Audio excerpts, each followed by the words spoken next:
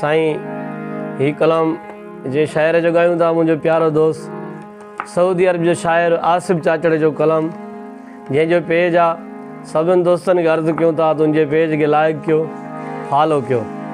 ही कलाम सभिनि दोस्तनि जी फरमाइश ते गायूं था। हाय चुमियूं चपन ते ॾेई वञो था ज़िंदगी रही मिलंदासे। हाय पाए भाकुर हाणे वञो था ज़िंदगी रही मिलंदासे। ओ ज़िंदगी रही मिलंदासे ओ हूंदी हयाती ईंदासे। हाय पाए भाकुर हाणे वञो था ज़िंदगी रही मिलंदासे।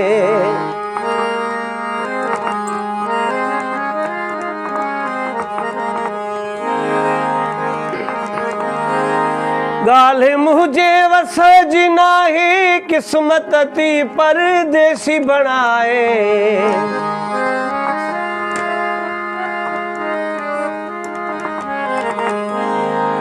ॻाल्हि मुझे वस जी नाहे किस्मत थी परदेसी बणाए।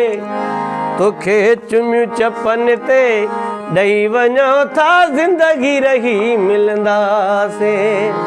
ओ ज़िंदगी रही मिलंदासे आहूदी हयाती दासे।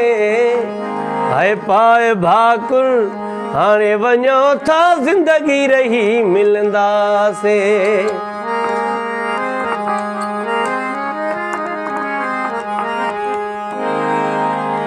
शहर तुंहिंजो छॾियूं वञो था ॻोठ तुंहिंजे छॾियूं वञो था। शहर तुंहिंजो छॾियूं वञो था ॻोठ तुंहिंजो छॾियूं वञो था। हाय पाए भाकुर हाणे वञो था ज़िंदगी रही मिलंदासे। ज़िंदगी रही मिलंदासे ओ हूंदी हयाती दासे।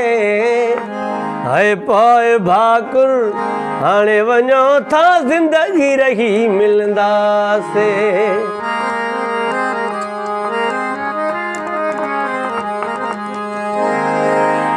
आस बचा चढ़ घुर दुआऊं कोसियूं न लॻजू तोखे हवाऊं। आस बचा चढ़ घुर थो दुआऊं कोसियूं न लॻजू तोखे हवाऊं। हाय पाए भाकुर हाणे वञो था ज़िंदगी रही मिलंदासे। ज़िंदगी रही मिलंदासे ओ हूंदी हयाती दासे। तोखे चुमियूं चपन ते ॾेई वञो था ज़िंदगी रही मिलंदासे।